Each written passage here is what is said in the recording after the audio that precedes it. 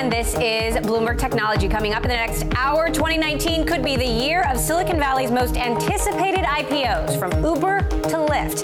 This after Softbank's Vision Fund takes a $9 billion loan from the same banks behind its Japanese wireless IPO. Plus, a Tesla teardown. We talked to the company that tore apart a Model 3, what flaws they say the electric car has, and how they could hurt the company. And Canada legalizes marijuana, how the nation's largest grower will compete with companies joining the green rush. But first, to our top story, 2019 is shaping up to be a big year for IPOs. Softbank has lined up commitments for a loan of about $9 billion for its giant Vision Fund. Bloomberg has learned that the banks providing this money include the underwriters of Softbank's wireless business IPO, among them Goldman Sachs and Nomura. This comes a day after news broke that we could see listings from on-demand delivery service Postmates, as well as rival ride-hailing companies Uber and Lyft. Joining us to discuss from New York, we have Bloomberg's Elizabeth Fournier and Bloomberg Tech's Selena Wang. So, Selena, I want to start with you. First of all, explain this loan that SoftBank is getting from the same banks that's doing the IPO for the wireless business. Right. So we've reported that they've received commitments of a $9 billion loan, and this will be for its Vision Fund, which, as we know, just needs more and more capital to fuel these enormous bets in technology that they're making. And these are coming from the same banks that are underwriting the IPO of its wireless unit. And it's not entirely unusual for companies to pick banks that have worked with them on past deals for IPOs. And we've reported that Masayoshi Son was essentially telling these banks, well, to sweeten the deal and to be part of these enormous IPO, which could be $27 billion, we'd also like for you to loan to another part of the SoftBank empire. But what is unusual in this case is that the loan wouldn't be given to the same part of the business that these banks would be underwriting. It would be given to a different unit entirely, which would be the Vision Fund. Now, this IPO is a big deal for SoftBank. It means that Masa is going to be able to really separate this deal-making aspect of the business, the Vision Fund, with the operational telecoms unit.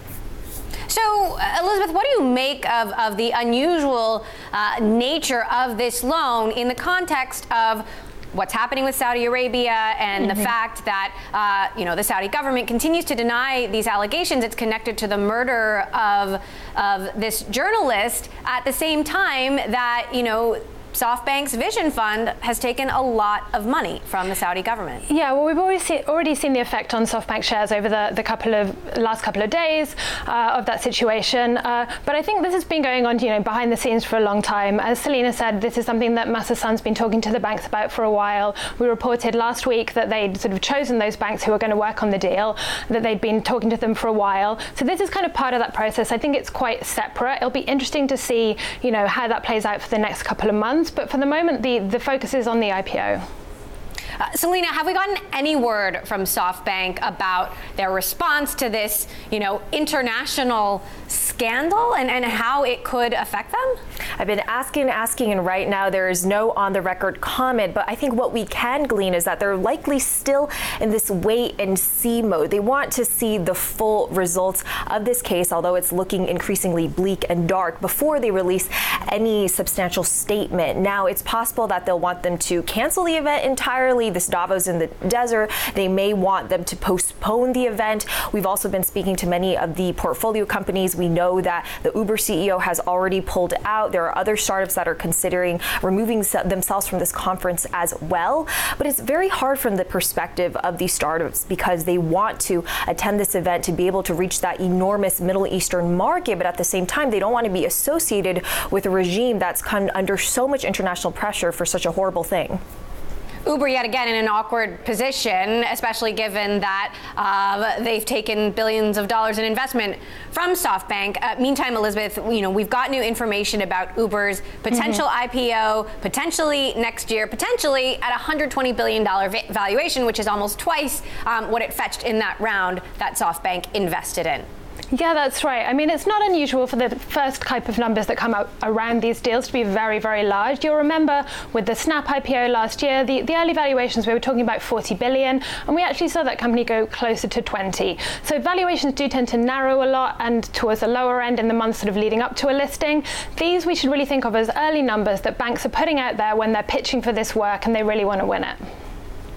So, Selena, talk to us about what we know about the Uber and Lyft offerings, how we expect those to proceed, potentially one right after the other, or even at the same time. So they're expected to be listed next year. There's certainly going to be a sort of race for who goes first, because whoever lists first is really going to set the market expectation, the precedent for the following listing. Now, Uber is obviously several times larger, but Lyft has really capitalized on some of the struggles of Uber over the past several years, increasing market share as a result of those struggles. Now, as Elizabeth said, these valuations are incredibly lofty and they should be taken with a very large grain of salt. We've seen several listings recently, including Xiaomi and Snapchat, that have ended up listing at less than half of expectations just months before they were actually sold to investors. So while the valuation for Uber right now is expected to be as much as $120 billion, it's really going to come down to what the investors make of the actual underlying financials of Uber, of Lyft, which both still are very unprofitable. Elizabeth, is there any precedent for two companies that have almost exactly the same business in many respects, though Uber's business, of course, is much bigger and more diverse? Any precedent for two companies like this to be going public at exactly the same time? Yeah, absolutely there is. You have to go back to 2014 to see it, but within a few months just then we saw Alibaba and JD.com both go out of the gates within months of each other. And as Selena says, it's really sort of the first one is there that people are looking to see how the reaction is. But I think from the private market valuations of both of these companies and the interest, there's going to be investor appetite for both. And Elizabeth, what can you tell us about a potential Postmates offering? Right, so a much smaller company, sort of semi-connected if you think about food delivery in the same sort of breath as cars and some of the driverless technology that's happening there. But a much smaller listing, but it's going to go into a crowded market because we're talking about the first half of 2019 here, which is the same timeline that we're now hearing for Uber, which has shifted forward a little bit, and for Lyft, which we're expecting sometime around March, April. So whenever it comes and however big these all are, they're going to be going to a pretty crowded market. All right, Bloomberg's Elizabeth Fournier, Selena Wang. We will be charting it every step of the way. Thank you both. Well, a lawsuit accuses Facebook of hiding inflated ad metrics. An online marketing agency claims the social network knew in early 2015 that it misled advertisers about the average time users spent viewing video clips and then lied about it. Facebook says the lawsuit is without merit. Still ahead, Reddit co-founder Alexis Ohanian is here with a company he's backing with the hopes it could change the way your data is shared and stored. You don't want to miss it. And if you like Bloomberg News, check us out on the radio, listen on the Bloomberg app, Bloomberg.com, and in the U.S. on SiriusXM. This is Bloomberg.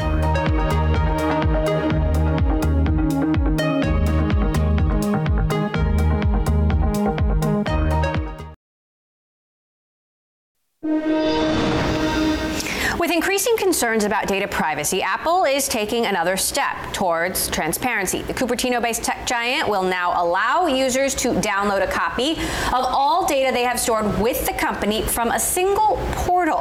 Apple had previously rolled out this functionality in Europe following the EU's new General Data Protection Regulation rules. The portal will now allow U.S. users to download data from their contacts, calendar, and previous Apple repairs. A new privacy page also will be rolled out across the website detailing what data the company collects. But if seeing what data companies collect about you isn't enough, there's another option. In an era where every other day you hear about a major data breach, imagine if you could own your own data and house it on your own home server. That's just what Helm aims to do. Previously in stealth mode, Helm started accepting orders for simple devices that you can use to store everything from contacts to video and photos. You can even use it to host your own email and calendar. Today, Alexis Ohanian of Reddit fame, now with Initialized Capital, is backing Helm, describing it as the first company he's seen that gives consumer data back to the consumer. Here with us now in the studio, Alexis Ohanian and Helm CEO and co-founder Gary Srinivas. Thank you both for stopping by. Thank you. So Alexis, you're full-time VC now. Yes. And this is the biggest check you've ever written. Yeah, in an early stage investment. My co-founder Gary Tan and I, we've always been long on wanting to work with founders who are seeing the future before we as investors can, because they're obsessed with solving real problems. And we have never seen a team as strong as Gary's to come and tackle this with a brilliant hardware and software solution that was as easy to use really as it is to look at. So Gary, how does Helm work, and how is it different from what you could get with like Dropbox or iCloud? Yeah, so Helm is a personal server that goes in your home. It's very easy to use. You just hook it up to your home network and you'll set it up within about 3 minutes. It's different from services like Dropbox that you mentioned in that those types of services actually take your data and host it in the cloud. And with Helm, you actually have all the data on a server that's in your house. But does this mean Helm has my data? It means that the Helm server has your data in your home. We as a company know nothing, know very little about our customers, so we don't have access to any of the data that's on the server. Is it encrypted? Yes, everything is encrypted. So we have support for full disk encryption, where only the user has access to the keys. So Alexis, you've been using this service for a while. What's the experience like, and how does it differ from what else is out there? Well, that's just it. There was no alternative aside from having to roll it yourself to install a server in your own home. And there are plenty of hobbyists and hardcore techies who would go through the trouble of installing a mail server, but it's a lot of work, it's a lot of upkeep. And what was so appealing about this was they had the vision even 3 years ago to make something that was so user-friendly I could hand it to my dad and he could actually set it up and know that he was secure. It's not cheap, $499 for the server, and then every year you pay $99 a year after the first year. So, talk to me how this can still protect you on a practical level if you still want to use Facebook or Gmail. Yeah, so what I'd say is, we look at your email account as the root of your online identity. It's the account that you use to access and manage all of the other online accounts that you have in your life. And so it's really important to take every step that you can to protect that account and own that data. So this is a way that people's accounts have been, and people's lives have been turned upside down. If someone gets into your email account, they can likely get into your bank accounts, your social media accounts, even get access to your health records. So we believe this is the first important step to taking back ownership of your online data. Alexis, is it inconvenient, though?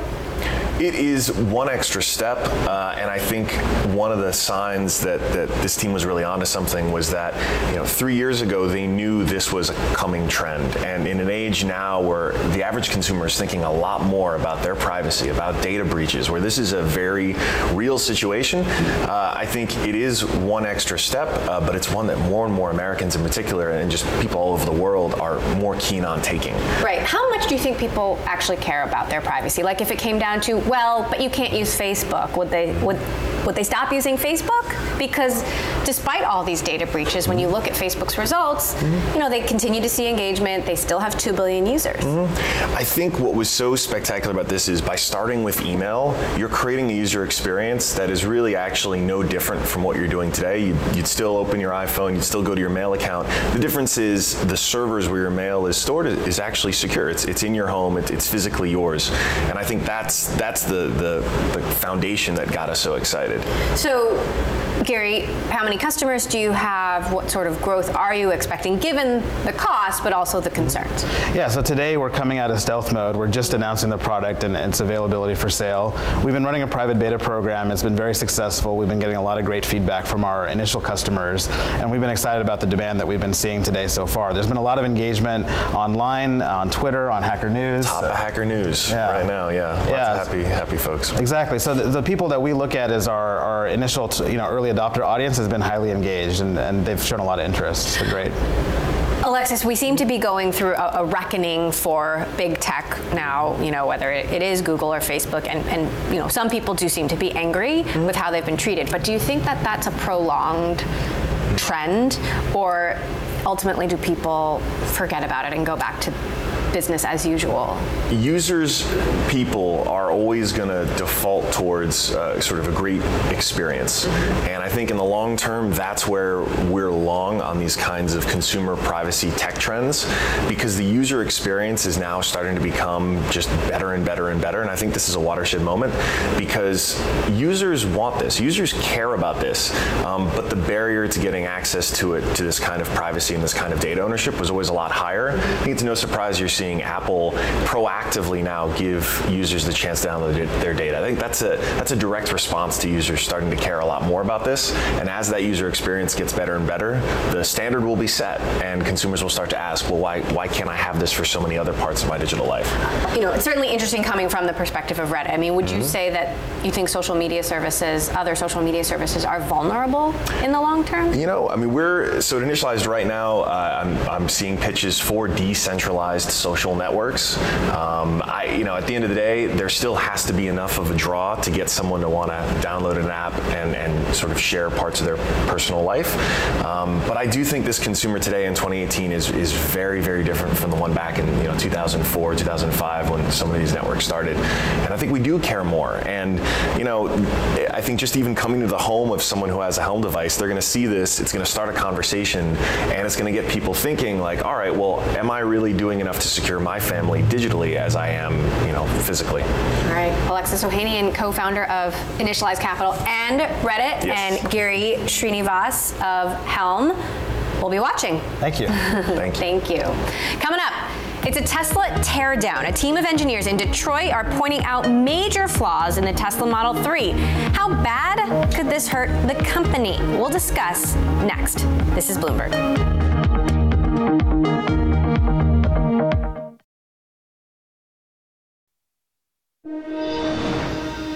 Tesla's Model 3 has some of the most impressive technology and one of the best motors of any electric vehicle. But a team of engineers in Detroit says there's a major flaw in the car's design, and that is hurting Tesla profit margins. Bloomberg's Ed Ludlow reports from Detroit. Detroit, a city you'd associate with building cars at a massive scale. In an engineering warehouse north of the city, we found a man who tears them apart, piece by piece. His latest project, Tesla's Model 3. Monroe & Associates does quite a bit of engineering work, mostly in reverse engineering and benchmarking of vehicles. The manufacturing guru and his engineers tore down two Model 3s and compared it to a BMW i3 and Chevy Bolt. Their conclusion, Tesla are ahead of the game in all areas but one. The car's body is too complex, expensive, heavy, and difficult to build. This car has a lot of good features and a few bad ones, and I'm standing in front of the worst one right now. This is the reason that I feel Tesla has problems. The body in white and the closures that go along with it are not designed for manufacturability. They don't do a good job at part count. The weights are too high. The body is much too stiff. The wheel wells, for instance, have 9 parts to make up what would normally be 1 part in a conventional car. They use so many different fastening methods, it's incredible. I mean, it just goes on. And in many cases, the design is so poor that I'm surprised no one caught it long before it got into production. The Model 3 they analysed had a sticker price of about $50,000 according to Monroe. He estimates the car would cost about $34,700 to build. That means a gross profit margin of about 30%, but there's a catch. Monroe believes it would cost that much to build if it was built at a conventional car factory. The Model 3 was built at Tesla's Fremont factory, where they employ 10,000 people and robotics. The cost of labour and automation is high. 35–40% of the people could probably disappear from that factory based on what I know about car plants, and that would have to happen after they strip out a lot of the robots. Had this product been built in a conventional Ford, Toyota, whoever kind of plant, this thing would have been a brilliant design. It would have entered the marketplace in unbelievable fashion. they could have clobbered everybody. No one would have been able to catch up. Monroe & Associates are excited by the Model 3's battery, developed with Panasonic, which gives the car more range than anything else on the market. What they put together for making this battery module is a brilliant piece of engineering, and I don't think there are many people that could help them make it better. Their battery management system is one of the best I've seen. This is probably going to be a very long-lasting battery pack. All cars need a motor, and according to Monroe, the Model 3's electric motor is one of the best. And in the world of automotive, every dollar and every kilo counts. Monroe's analysis costs the Tesla motor out at $754 with a weight of 46 kilos. The BMW i3 has a more expensive motor at $841 and weighs slightly more. The Chevy Bolt motor is also more expensive at $836 and weighs the most at 51.9 kilos. Sandy says Tesla also outshines in performance. This is wicked fast. This is a much more agile, more exciting motor to have than its Chevy Bolt or BMW i3 counterpart. Monroe & Associates are still unsure what type of motor the Model 3 has, pending further analysis. But they've discovered a unique magnet design which they think gives the Model 3 its impressive performance. These are neodymium magnets. They're actually 4 magnets, and they're literally glued together. This gives us something that's entirely different. It's called the Helm effect. It gives you different performance characteristics. This is one of the things we think is what gives Tesla a little bit extra oomph. Tesla declined to comment on Monroe's latest findings, but the models Monroe reviewed were built in 2017, and Musk has previously said in response to the firm's analysis that Tesla's processes have got more efficient since then. He's also acknowledged the body shop can still be more efficient. Monroe says Musk should go back and benchmark his car against well-established methods for designing and building cars.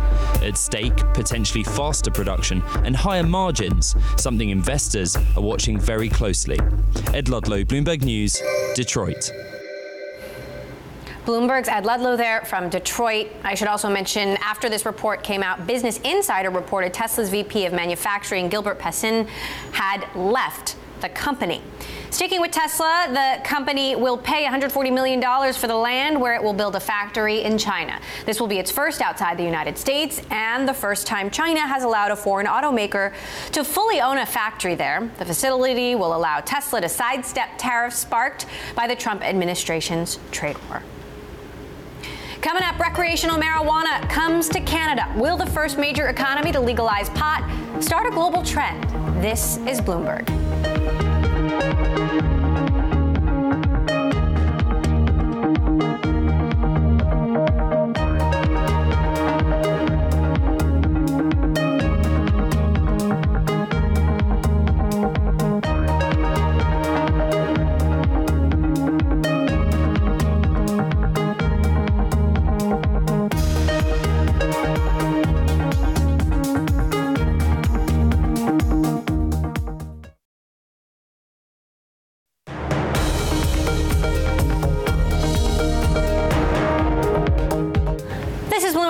I'm Emily Chang in San Francisco. Canada is going green. Wednesday it became the second nation ever to legalize recreational marijuana.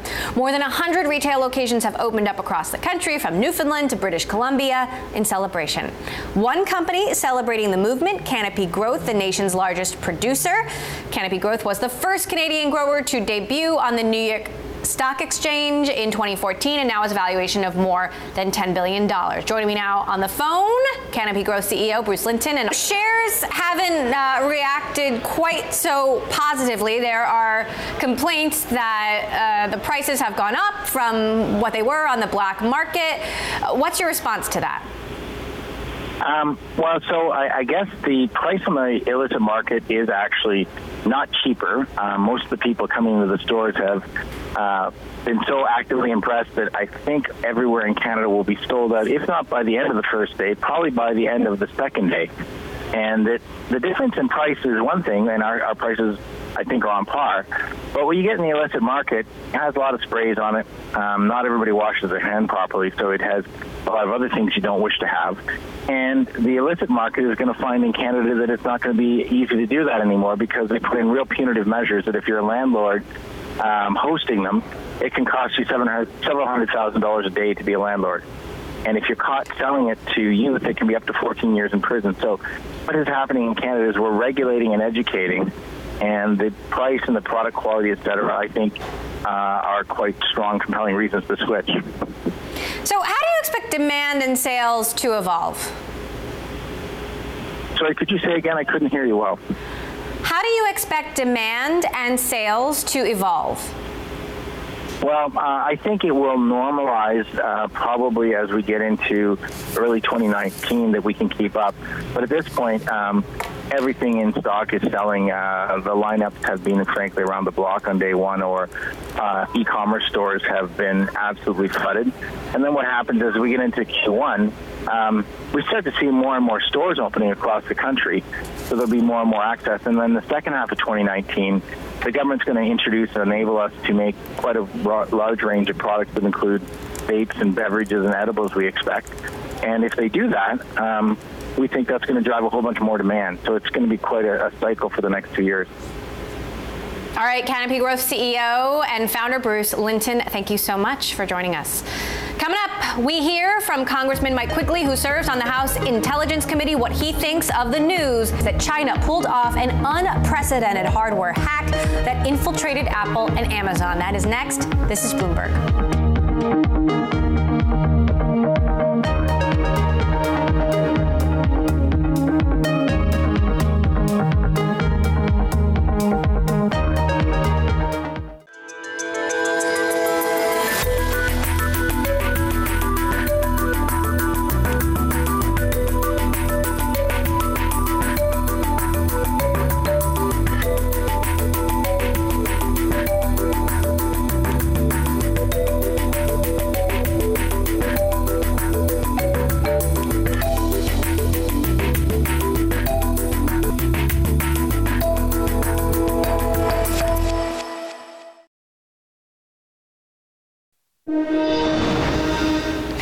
13 days ago, Bloomberg reporting revealed that China had carried out the most significant known supply chain attack ever on U.S. companies. According to 17 sources with direct knowledge of the compromised hardware, Chinese hackers implanted tiny microchips in the servers of Supermicro that infiltrated the data centers of almost 30 U.S. companies, including Amazon and Apple.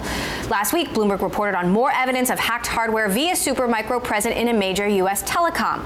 My next guest is a member of the U.S. House Intelligence Committee and represents Illinois' 5th District. Representative Mike Quigley joins us now from Chicago. Congressman, thank you so much for joining us. On a scale of 1 to 10, on a scale of 1 to 10, how much did the scenario portrayed in this story scare the intelligence community? Look, I think on an ongoing basis, the intelligence community is afraid of this. It should be beyond a 10. I think a real question here is how surprised would they be? And I think most of them wouldn't be surprised at all if a story like this was found out to be true. I mean, the threats are very real. I should add that, again, we spoke to 17 different primary sources with direct knowledge of this compromised hardware sources inside the companies and inside the U.S. government. So what do you believe the House Intelligence Committee should do as a result of this report? I think first they should talk to the manufacturers and the intelligence community to get more fully briefed on this and complete a much more thorough investigation. And I believe that part of that's already taking place. I understand that the leadership of the House Select Committee on Intelligence has already asked for that briefing. I'd be surprised if it didn't take place within a week. As far as meeting with the manufacturers, that'll probably take place when we come back after the midterms. What sort of dialogue has the intelligence community had with other government agencies about this? Oh, I think there is an ongoing discussion, an ongoing relationship that's taken place for some time now. This is a threat I've learned about since I've been on the committee and even before, just as a member of Congress. So again, the threat is that China will attack our intelligence community. It will attack our sources of information, our intellectual property at every possible point. We're not prepared for that at this point in time. I should add that Amazon, Apple, and Supermicro have all issued statements denying knowledge of these allegations, which you can read on our website in full. That said, when it comes to hardware, Representative Quigley, how vulnerable do you believe we really are, given that the supply chains of these companies go all the way back to China? Yeah, the supply chain issue is extraordinarily complicated. The threat is extremely real. I think we saw just a little bit borne out when we saw the ZTE phone issue come to being, when Congress finally acted through the National Defense Reauthorization Act, where they banned the government's purchase of these phones. Unfortunately, they didn't demand the same from the private sector. I think you're going to see more of that. The fact is, I don't know that we can pick up that demand. It just proves that we're going to have to build more of these materials that are put into all our communication equipment and all our computer equipment right here in the United States, or in places in which we can trust the supply chain. But as you suggest, it's an ever more complicated world, and it's going to be harder and harder to trace the sources of all these materials that go into this important equipment. How should companies be looking at the security of their supply chains, and how would they go about moving their supply chains out of China, given the many years they've been entrenched there? It's not just that the many years they've been there, it's just that the sheer volume that's needed, it's going to be hard to make up for all that lack of material. It's going to take some time. So I think there needs to be partnerships within these corporations working together to understand the threats. There also needs enhanced relationship with government and academics to understand the threat and to cooperate to meet this more fully head on. The government's role needs to be to help these entities face this challenge, give them the complete information they need and the assistance they need in probably ramping up the work that needs to get done in the United States to create this material here or within partners that we trust. Given what we know now, would you advocate Apple or Supermicro moving their supply chains out of China? You know, Supermicro is a company that has servers in so many different companies and in government agencies. Unless they find some miraculous way to check all of this and make sure it's safe, they're going to have to.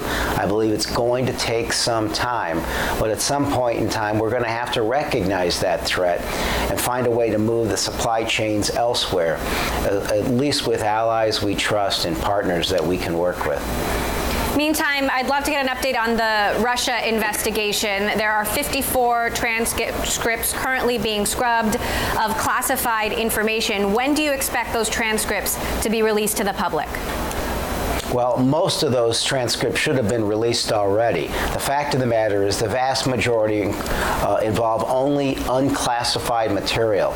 We attempted on the Democratic side to get those released immediately, and we were met with opposition. The rest of them are going to take some time to be scrubbed by the intel community, and we're fine with that. The fact of the matter is we asked that this information be released half a year ago. So on the last day that we were in session, in the middle of the Kavanaugh hearings, they released this information to the intel community to be scrubbed, hoping that people would forget that it even existed. Why do you think it's important for the public to see these transcripts from Don Jr., from Steve Bannon? I think they'll help them begin to understand what I've learned for the last 2 years of this investigation. There was an attack on the democratic process. It was the Russians. It was the Russians who acted alone. They did it to benefit one candidate and hurt another. And there were those in the Trump world communicating on an ongoing basis, attempting, at the very least, attempting to conspire with the Russians. I believe the transcripts as released will bear that out. I think it will also bear out that my Republican colleagues were nearly as diligent in asking questions and trying to find out what took place. And finally, there's a lot more to learn. And we were stymied at many points in this investigation trying to find out what took place. A gag order from the White House, the fact that witnesses were not subpoenaed, at least 40, and those that did show up weren't required to answer questions. Facebook said it's banning misinformation, more misinformation on its platform about voter suppression, so whether their vote will count, how you can vote.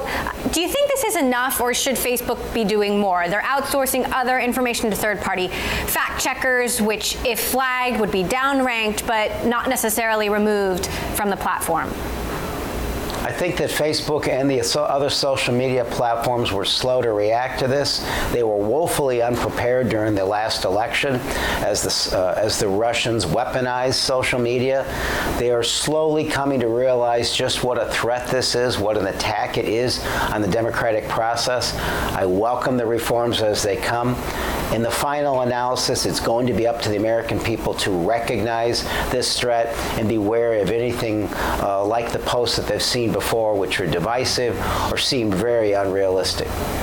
So are you satisfied then with what you see Facebook doing so far? I mean, this is a gigantic platform. Is it really realistic that Facebook itself can have control over all of this? It's going to take more than just Facebook. It's going to take involvement with all the social media platforms, and again, the American public playing a role as well. There's always more that they can do. It's going to require a lot of resources to do the policing of this, but it's the least the American public can expect. It's all about transparency and accountability. With posts like, if you voted in the primary, you don't have to vote in the general, or if you click on this, you've already voted. If that suppresses just a few votes, it's worth fighting against. Congressman Mike Quigley of Illinois, thank you so much for joining us. Coming up, Netflix's blistering signups, third quarter subscriber growth lifted shares. Can it do the same for the rest of the FANG family? That is next. This is Bloomberg.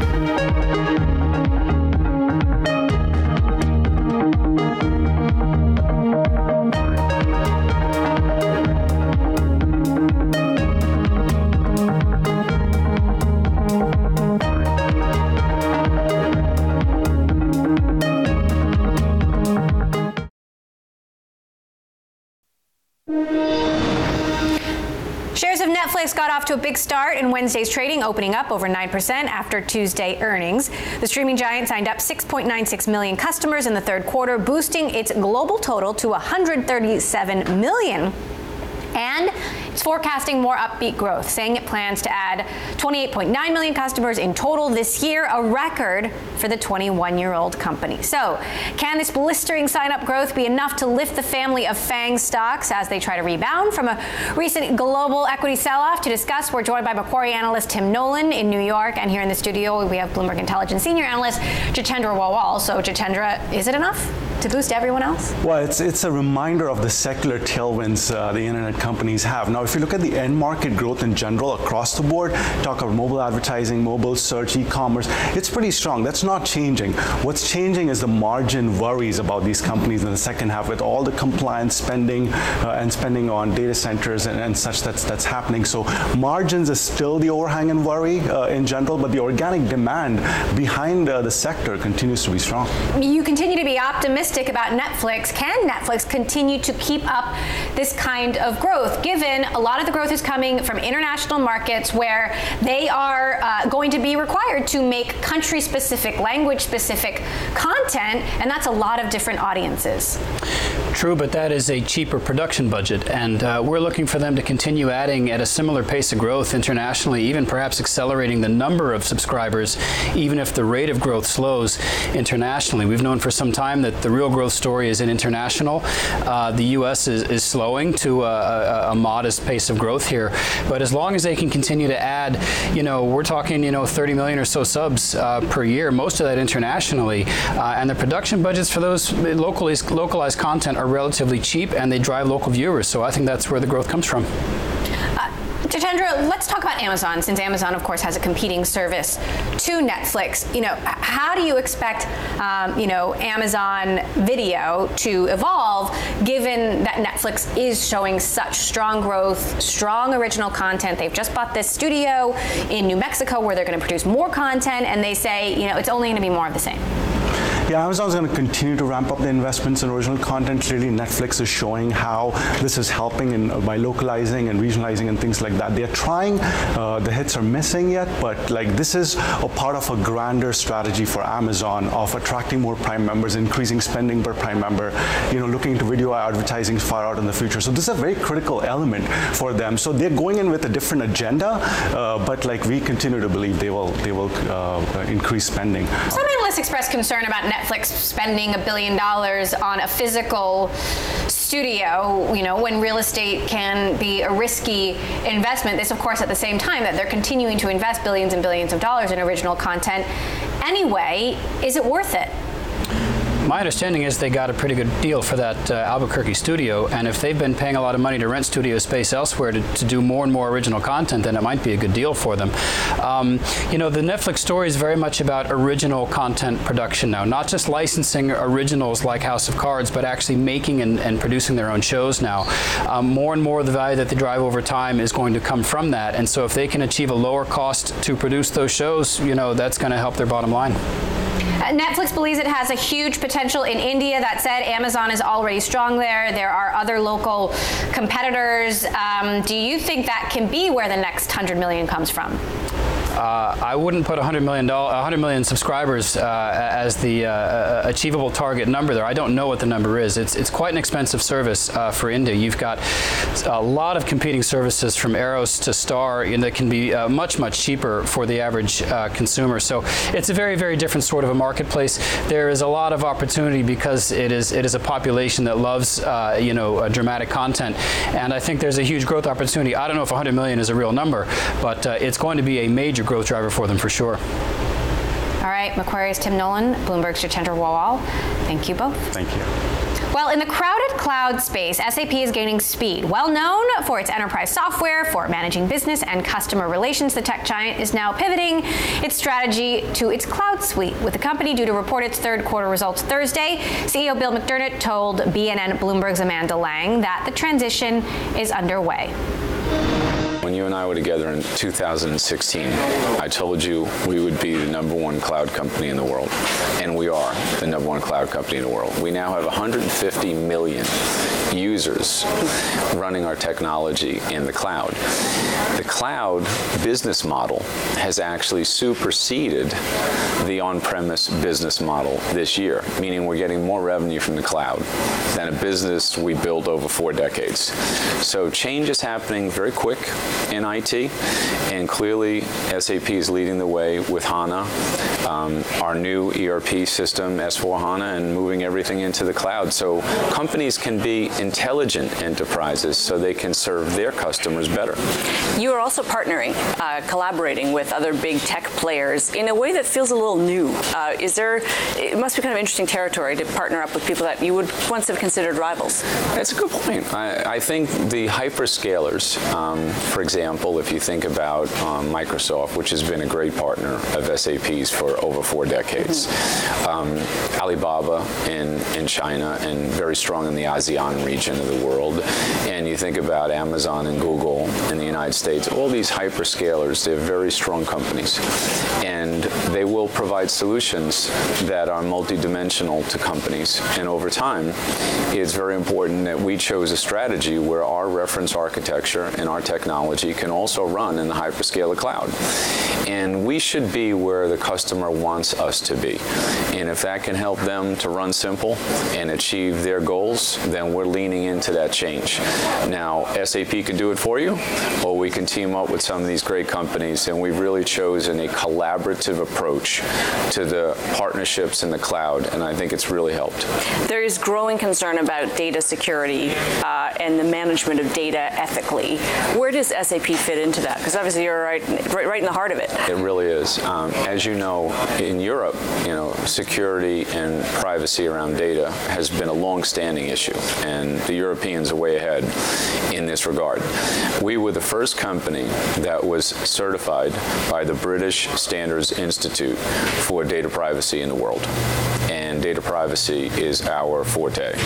So we do this in terms of any channel, any device, any human, any one of the 7.5 billion consumers worldwide. When they do business with SAP or SAP customers, we make sure the customer's data is the customer's data, and we make sure the privacy of the individual consumer is fully protected. That is an absolute must to when you're an SAP force in the marketplace. Do you worry about certain jurisdictions? You partner with Alibaba, you do business all around the world. Do you worry about China, for instance, when it comes to data security? Well, we have worked in China for some time now. And if you think about the state-owned enterprises in China, the very large organizations, they all run SAP. If you think about the technology companies, the market-leading ones in China, they all run SAP. So we have worked with China in good faith for many years now. And I'm very confident that the cloud, the reference architecture, the security, and the privacy standards we put around the data is fully protected, particularly with our cloud standards, which we insist upon. That was SAP CEO Bill McDermott with Bloomberg's Amanda Lang. And that does it for this edition of Bloomberg Technology. Tune in tomorrow for our interview with LA Clippers chair, Steve Ballmer.